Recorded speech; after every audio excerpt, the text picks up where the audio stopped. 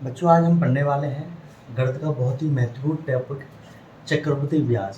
आपने चक्रवृद्धि ब्याज के बहुत सारे प्रश्न हल किए होंगे। चलो हम भी आपको एक बहुत ही आसानी से करना सिखाएंगे, कैसे हम उसको बहुत ही आसानी से हल कर सकते हैं। जैसे मान लीजिए प्रिंसिपल सवाल लिखा हुआ है, जिसमें प्रिंसिपल दिया है हमारा रुपये 400 और रेट ऑफ इंटरेस्ट दिया है, दर दी है उसकी 10% पे, और समय दे रखा है उसने 2 वर्ष के लिए। और जो ब्याज है, रेट ऑफ इंटरेस्ट है 10%। चक्रवृद्धि ब्याज जो है 10% है, लेकिन ये वार्षिक है। तो इसे हल कैसे करेंगे? इससे बहुत सारे प्रश्न हल होते हैं और उसके उत्तर आप इसी एक छोटी सी चीज में दे दोगे। मान लीजिए हमारे पास कितने साल के लिए निकलवा रहा है, तो आप कहेंगे सर यहाँ पे 2 साल के लिए निकलवा रहा है। प्रिंसिपल हमारे कितने हैं? 400 रुपये। कितने रुपये हैं? 400 रुपये। अब इसका रेट ऑफ इंटरेस्ट कितना है? 10 रुपये।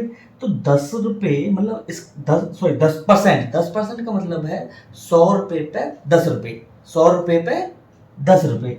अगर 100 रुपये पे 10 रुपये हैं तो 400 रुपये पे कितने होंगे? तो आप कहेंगे 20 रुपये पे 20 रुपये 200 के, 30 रुपये 300 के, और 40 रुपये 400 के हो गए। तो हम ये मान लेते हैं कि जो 1 साल का जो ब्याज आएगा, ये दूसरा साल मान लेते हैं, वो आएगा 40 रुपये। 40 रुपये।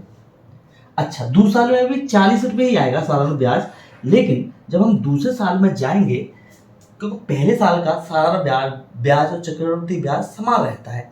जब ये 40 रुपये, अगर दूसरे साल में इस पे भी ब्याज लगेगा, इस पे भी ब्याज लगेगा। जो ब्याज आया है साधारण ब्याज, इस ब्याज पे ही ब्याज को चक्रवृद्धि ब्याज कहते हैं। तो 40 का 10% कितना होगा? तो 40 का 10% आप इस तरह से निकाल लीजिए। 40 का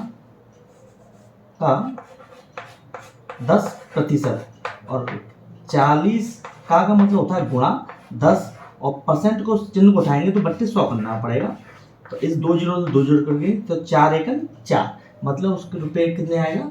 4 रुपये और आ जाएगा इस 40 का। तो टोटल कितने रुपये होगा? तो आप कहेंगे 40J और 40J 80 और 4 84 रुपये। तो आपका यहाँ पे 3 सवाल हल होंगे कि इसका जो चक्रवृद्धि ब्याज आएगा वो 84 रुपये आएगा। अगर वो आपसे कह देगा कि मिश्रण क्या आएगा, तो आप कहेंगे 400 रुपये तो प्रिंसिपल था, 84 रुपये उस पर चक्रवृद्धि ब्याज मिला, तो 484 रुपये उसका मिश्रण आ जाएगा। और तीसरा प्रश्न ये भी पूछ लेता है कि दो सालों का जो चक्रवृद्धि ब्याज का अंतर है वो कितना होगा। तो आप देखेंगे पहले साल में उससे 40 रुपये मिले और दूसरे साल में 44 मिले, तो इन दोनों का अंतर निकालेंगे तो ये 4 रुपये आएगा। अंतर आपको 2 साल का मिल गया। इस तरह से तीसरा सवाल क्या किस तरह से पूछ लेता है कि अब वो आपसे ये भी पूछ सकता है कि जो आपका कि पहले साल में 40 जो साधारण ब्याज आया 40 रुपये और दूसरे में भी साधारण ब्याज 40 रुपये आया, तो इस तरह से आप यहाँ पे साधारण ब्याज भी निकाल सकते हैं। तो अगर आप सिर्फ आपसे साधारण ब्याज पूछ रहा है तो आप बताएंगे 40 रुपये पहले साल में मिलेंगे और 40 रुपये दूसरे साल में। तो इस तरह से साधारण ब्याज हमारा 80 रुपये आ जाएगा। बहुत बहुत धन्यवाद।